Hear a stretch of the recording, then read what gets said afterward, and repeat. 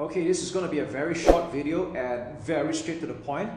But at the same time, I know that some people that run Facebook ads might struggle with this on an emotional and psychological level as well. So when you run advertisements, you can almost always expect that you're gonna get spam comments and some really rude comments that's totally unfounded, like this one over here. Now, I just want you to know that this is part and parcel of running Facebook ads, because when you run ads, it's always going to a cold audience, and some of them might just project their insecurities or their negative thoughts onto your post, no matter how well intentioned you are.